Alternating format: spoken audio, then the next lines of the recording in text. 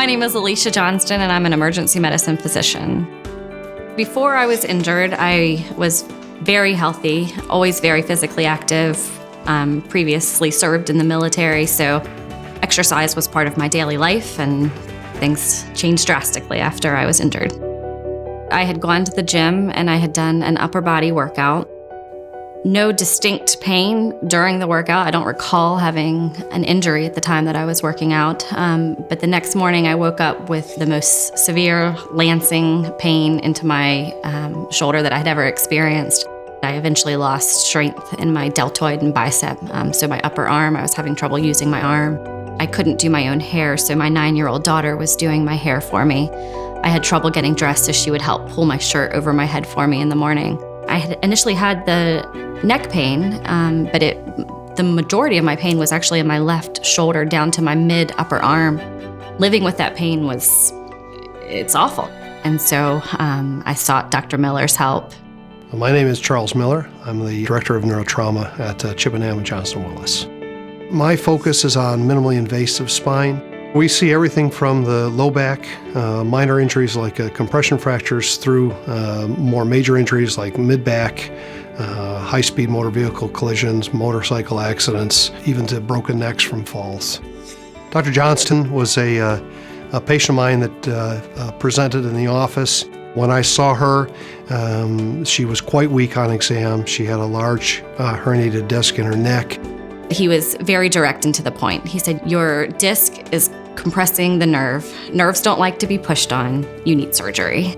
And when I talk to patients, I try to be as conservative as possible, but when somebody presents with weakness, that changes the game, it changes the discussion.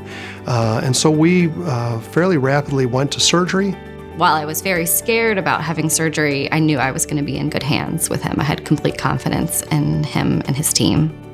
She had a single-level operation where we took out the disc, put in hardware instrumentation fusion. I recall Dr. Miller coming into the room right after surgery, and he immediately tested the strength in my arm, and the strength that I didn't have prior to the surgery had almost fully returned, basically immediately post-op. So I can remember being very thrilled that all of a sudden I could use my arm normally again. And for me, that's really the reward. The reward is seeing people get better and seeing this type of improvement. It's very, very gratifying. Not only do we have a great team of docs, we depend so much on the nurses, the physical therapists, the occupational therapists, the technicians in the operating room, and that again is what sets us apart so well, is that we have such a great, experienced, capable team, and everybody works so well together.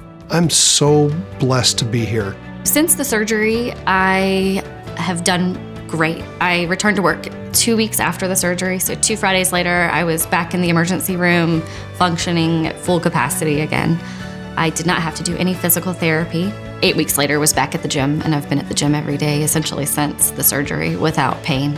My experience with Dr. Miller and the spine team was incredible. I can't say enough wonderful things about the team that took care of me.